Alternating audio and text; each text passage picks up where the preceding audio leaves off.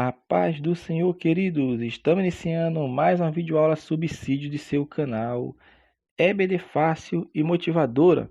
E na aula de hoje nós estaremos comentando a lição de número 3 das lições bíblicas adultos, que tem como título As Abominações do Templo, dando prosseguimento ao nosso estudo bíblico deste trimestre, o qual estamos estudando a justiça divina, ou seja, baseado no livro do profeta Ezequiel. Esse trimestre estamos estudando alguns dos capítulos, sejam eles totais ou em parte, do livro do profeta Ezequiel. E na lição de hoje nós estaremos comentando a lição de número 3, as abominações do templo. O texto áureo encontra-se em Ezequiel, capítulo 8, versículo 6.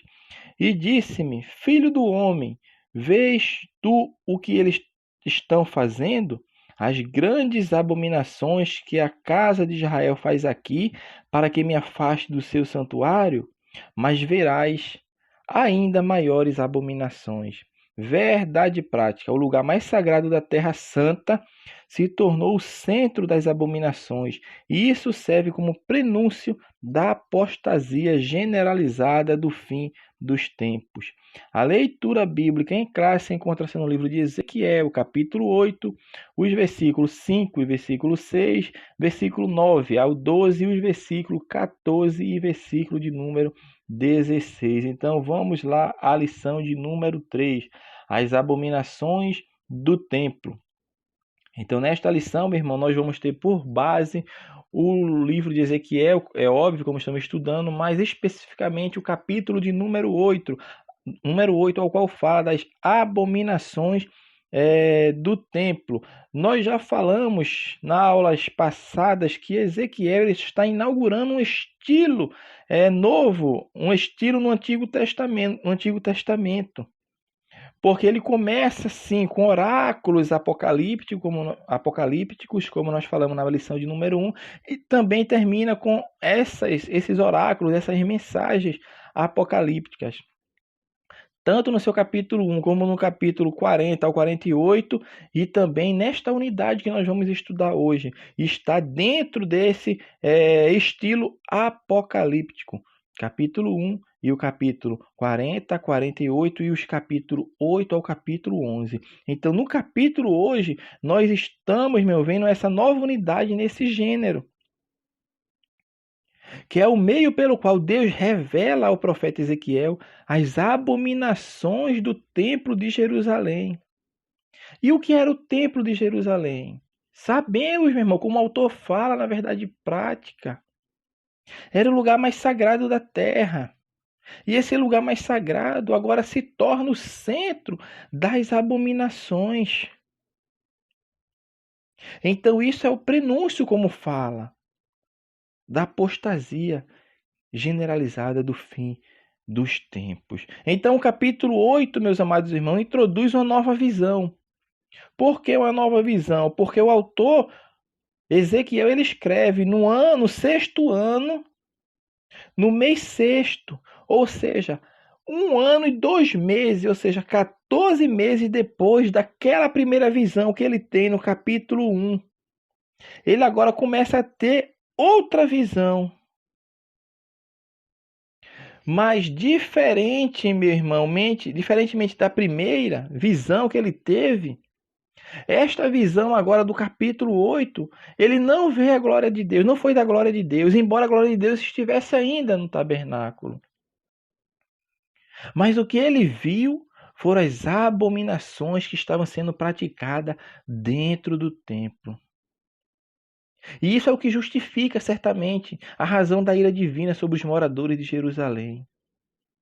E o mais interessante de se notar é que essa é uma visão preterista, ou seja, Ezequiel está vendo o que eles faziam, ou seja, era preterista, era do passado, coisa passada, coisa que era praticada. E ainda é se praticada, mas Deus leva Ezequiel para ele perceber, para ele ver aquilo que estava escondido aos olhos de todos, mas não estava aos olhos de Deus. E Deus levanta esse homem chamado Ezequiel e vem e mostra, vem cá, eu vou te trazer a um passado, eu vou te trazer ao que eles estavam fazendo mês passado. semana passada, o que eles fizeram ontem. Porque é uma visão preterista, é uma visão do passado, que era coisa que estava acontecendo com os contemporâneos. Mas isso não exclui o futurismo, não. Pois ele anuncia também eventos que estavam para acontecer, conforme Ezequiel 8:18. Então, meus amados irmãos, essa segunda visão de Ezequiel, como nós estamos falando, ela está registrada nesses 4 capítulos, capítulo 8, 9, 10 e 11, e vem seguindo o padrão da primeira visão, que foi do capítulo 1 ao capítulo 3. Já o capítulo 4 ao 7, ali se tem oráculos de juízo contra Israel. Mas o capítulo 8, como estamos iniciando hoje, até o capítulo 11, vai mostrar essa partida da glória de Deus de Jerusalém. Mas especificamente no capítulo 8, o profeta testemunha as abominações que vinham ocorrendo no templo havia gerações. Os oráculos foram entregues em forma de visão, como nós vamos ler e percebemos, mas o registro dessas visões é narrativo. E o relato está dividido em 2 partes. Do versículo 1 ao versículo 4, tem a descrição de como foi dada a visão, e do capítulo 5 ao 18, a descrição das abominações em 4 cenas. Porque Deus vai, meu irmão, em um progresso mostrando as abominações e dizendo que ainda abominações maiores tu verás. Se a primeira já era terrível, imagina ouvir de Deus que coisas abomináveis maiores ainda tu verás. E é isto que Ezequiel, eu quero falar só Moisés, mas é Ezequiel. Se por algum momento eu falei Moisés, irmão, é Ezequiel. É porque a lição de número 3 do jovem, a gente comentou sobre a liderança de Moisés, aí fica ainda no subconsciente a palavra Moisés, mas Ezequiel tem essa visão. Então, meus amados irmãos, o autor ele vai iniciar mostrando aqui, como nós já falamos, que é essa segunda visão que ele vai ter, 14 meses depois da primeira visão. As visões que ele vai ter ali é uma visão preterista de coisas de seu contemporâneo, que aconteceu no passado, está acontecendo, só que está encoberto aos olhos de todos que estão ali. E também faz-se necessário que deve-se entender que a visão que Ezequiel está tendo, meu irmão, é uma visão que ele foi provavelmente arrebatado em espírito e não no corpo. Ou seja, ele foi levado por Deus em espírito. E começa agora a ter visões. Deus começa a mostrar a ele o que estava acontecendo no templo. O que estava acontecendo no templo do Senhor, que deveria ser, porque foi instituído para ser o lugar mais sagrado. Ali representava a presença de Deus. No versículo 1 de Ezequiel 8, Ezequiel estava na sua casa na Babilônia. Observe que Ezequiel tinha uma casa. E ele estava ali com os anciões exilados. E talvez muitos daqueles que estivessem ali eram as pessoas que praticavam os atos abomináveis. E eles estavam ali ao pé de Ezequiel. E tem alguns autores bíblicos que falam, aqueles homens, eles iam para Ezequiel, não era para ouvir a verdade, mas era para ficar atualizado das coisas, para ficar atualizado das notícias, mas eles não tinham compromisso nenhum com Deus. Iam ali apenas para se atualizarem. E era naquele momento que Ezequiel, quando estava reunido com aqueles homens, a palavra do Senhor fala que veio como se a mão do Senhor caiu sobre ele, que ele fala, caiu sobre mim. Foi um evento repentino. Ele estava no meio dos anciões e o Senhor o transporta em espírito da Babilônia lá para Jerusalém. Observe que coisa, meu irmão. Por isso eu falo que talvez aqueles anciões foram daqueles que também praticavam esses atos antes de serem deportados para a Babilônia. Mas Ezequiel é tirado em espírito, sim, da Babilônia, e Deus leva ele lá para Jerusalém. Leva ele lá para o templo, porque o templo ainda não fora destruído. Então isso está mostrando que a mão do Senhor, quando veio com ele, é uma linguagem certamente tipológica, metafórica, mostrando que Ezequiel está passando dessa realidade física para a realidade espiritual. E eu não sei quanto tempo se passou. Se ele ficou ali em um estado de êxtase, no sentido de as pessoas que estavam com ele lá tentando o acordar, não, eu não entendo assim. Eu entendo que o arrebatamento de espírito, meu irmão, quando o espírito do homem sai do seu corpo para receber uma revelação de Deus, isso pode acontecer em segundos. Porque o corpo, ele está atrelado ao tempo nosso aqui, mas o espírito e as revelações de Deus, ela pode se dar, meu irmão, em 1, 2, 3, 4 segundos na esfera espiritual. Mas pode-se sim achar e perceber que durou ali horas, que durou dias. Por quê? Porque ele está em um outro estado. Ele está fora do tempo para receber a revelação de Deus. E talvez seja aquele momento de respiração e ele recebe toda aquela revelação e entende. E foi isso que aconteceu certamente com Ezequiel. Para receber as visões de Deus. Ele sai, o Espírito é tirado dele e levado para Jerusalém para receber as revelações. Ele é transportado pelo Espírito de Deus. Vai a Jerusalém, recebe as revelações preteristas, coisa que estava acontecendo em gerações, e depois ele é trazido novamente à Babilônia. E o interessante é que diz que Ezequiel foi pegado pelo cabelo.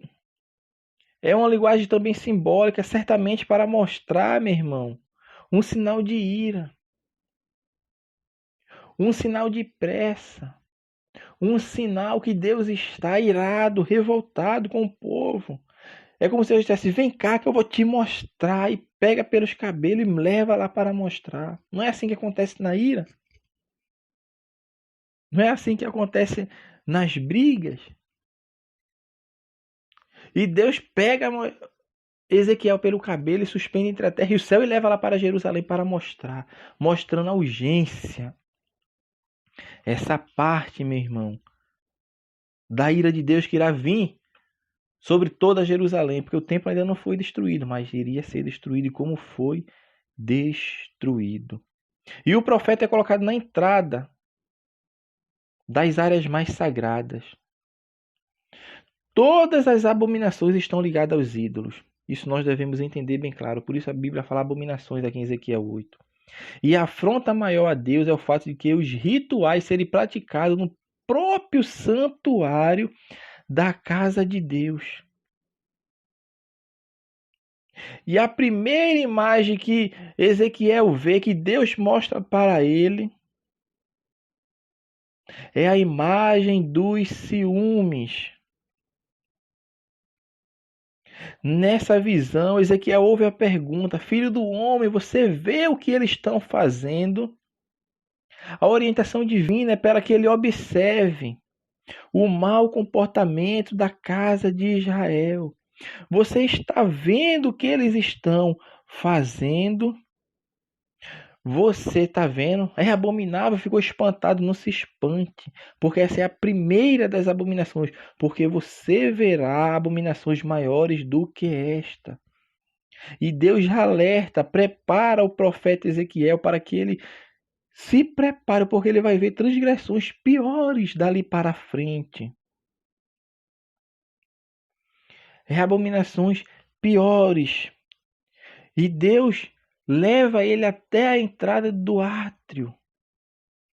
E ali tinha um buraco na parede.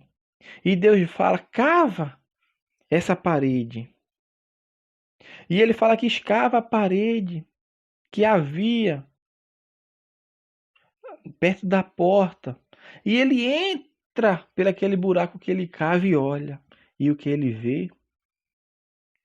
Vê na parede gravuras de animais, de répteis, de todo ídolos, de animais impuros. E diante daqueles animais existia ali 70 homens. 70 homens estavam ali.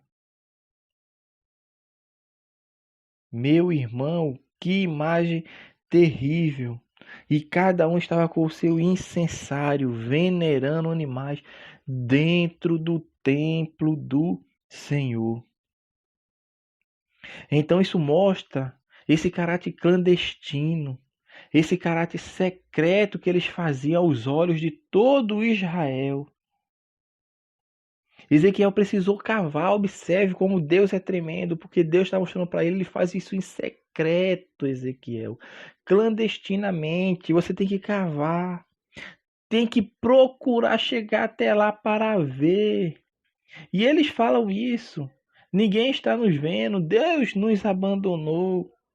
E Ezequiel vê aquilo ali e percebe que aqueles 70 homens estão ali diante de figuras de animais impuros, animais que rastejam. Era uma sala de imagens, meu irmão.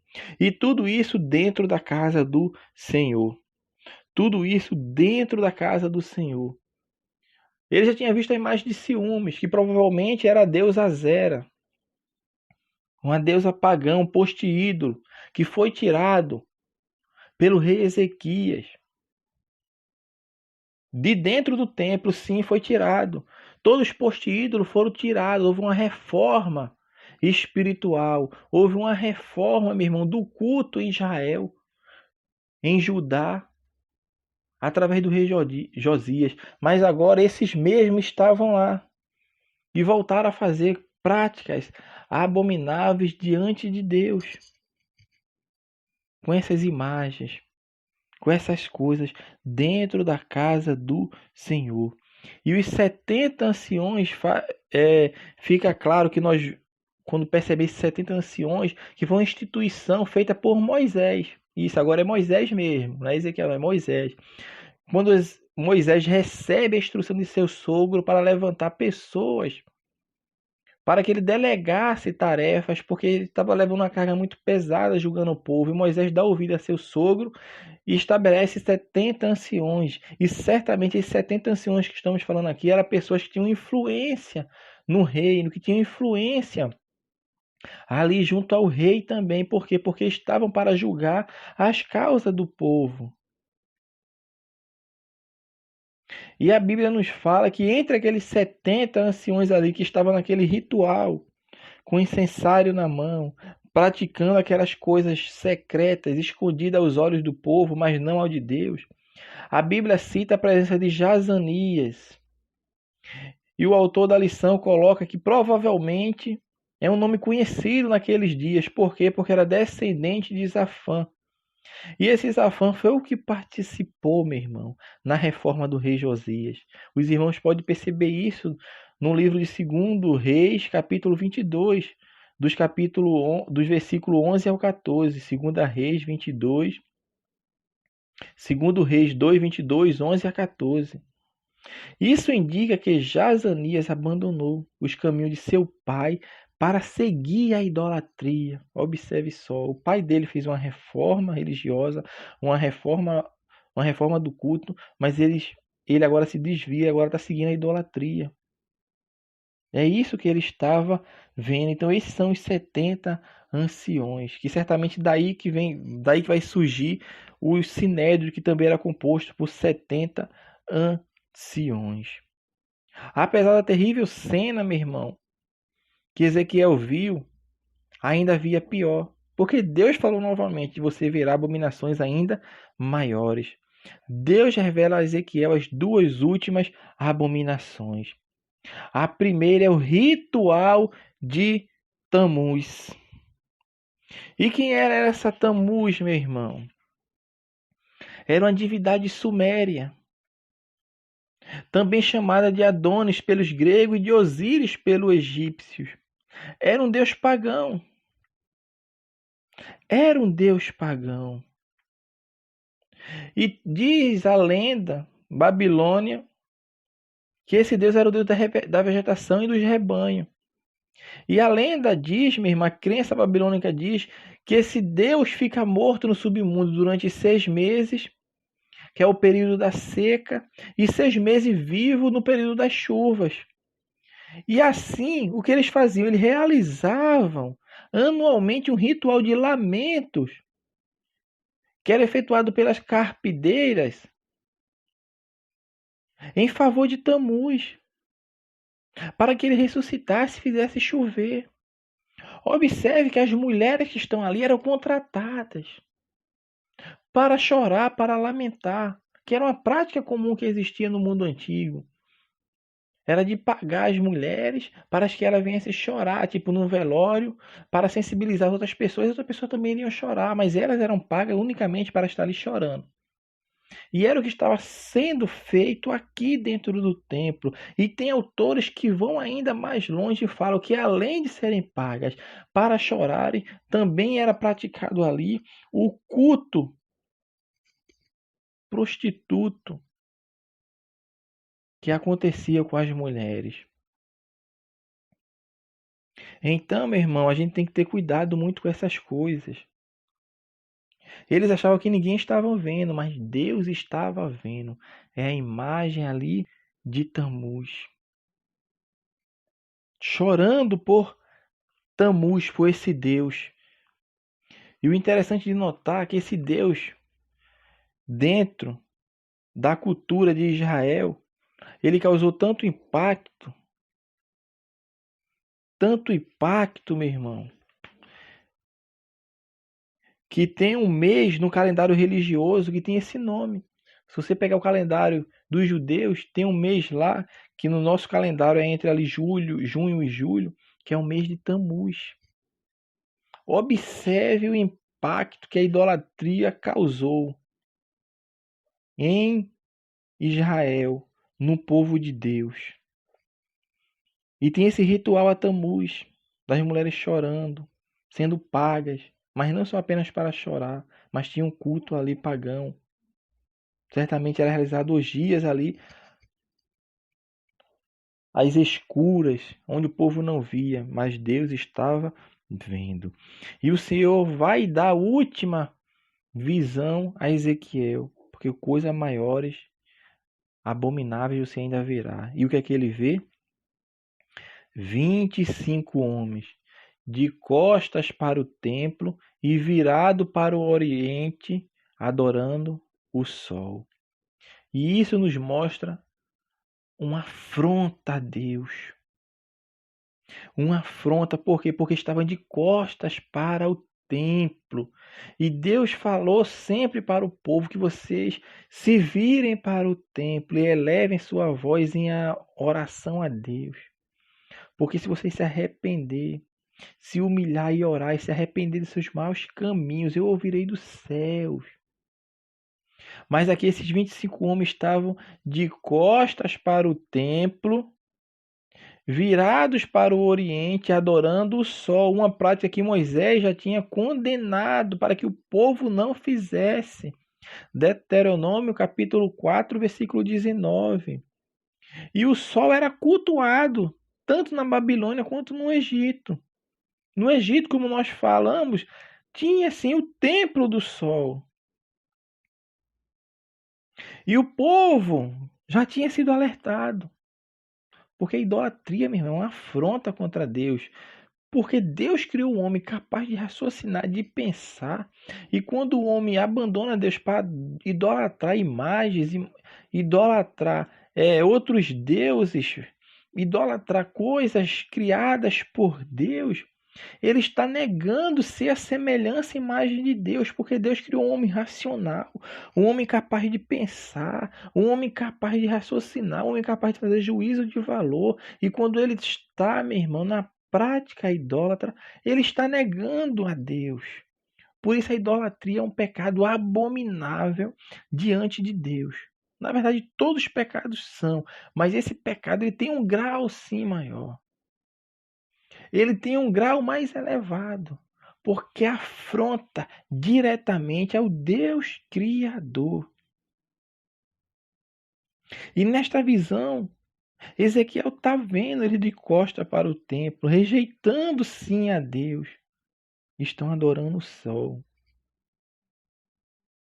E essa é a última visão que Ezequiel tem nesse capítulo 8. E Deus não mostra mais outras visões a ele, porque já mostrou as abominações para ele, terrível que estava acontecendo lá em Jerusalém. Porque ele estava na Babilônia, mas foi levado em espírito para ver as abominações que estavam sendo feitas na casa do Senhor, meu irmão. Então as abominações representadas, meu irmão, nessas 4 cenas, eram ofensivas demais. Assim, diante dessa situação, o que só resta para o povo? O que só estava restando para a casa de Israel? Estava só restando, meu irmão, o juízo divino, a ira divina. Mas não é ira de birra. Não é ira de coisa que não acontecia. É ira por justa causa. Por isso o título da lição desse trimestre é a justiça divina. E é isso que Deus fez. A ira de Deus se acendeu contra o povo, porque o povo estava sendo enganado. E mesmo sendo enganado, não procurou saber o que Deus estava falando. Porque eles não davam ouvido. Porque isso foi falado tanto a Jeremias, que estava lá em Jerusalém ainda, porque Deus usava nessa mesma época Jeremias para falar ao povo que estava lá em Jerusalém, do juízo de Deus que haveria de vir. E o povo não dava ouvido. E a mesma coisa Deus falou para Ezequiel, junto ao rio Quebar, ali naquela comunidade, entre os exilados. E era a mesma coisa que Deus falou com Daniel lá no castelo, lá no palácio dos babilônios. Observe que Deus sempre levanta alguém para falar. Deus primeiro chama ao arrependimento. Se a pessoa não quer vir um arrependimento, o juízo de Deus vai vir. E a balança do Senhor é fiel. Fiel é a balança do Senhor.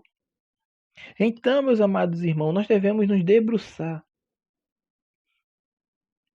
para aprendermos com as 4 cenas desse pecado cultico, que um Deus santo não tolera o pecado. Deus não tolera o pecado. Deus exige fidelidade de seu povo. O que aconteceu com Israel nos ensina sobre a responsabilidade na santidade, meu irmão, com a adoração e o estilo de vida, também para os dias atuais, pelos crentes, sim, pelos crentes em Jesus. Que nós possamos, meu irmão, entender e compreender que o Deus Santo exige um culto santo, que o Deus Santo exige que nós façamos as coisas que estejam preconizadas na sua palavra, para que nós não venhamos a profanar o templo de Deus. E quem é o templo de Deus hoje? Somos nós. A nossa vida.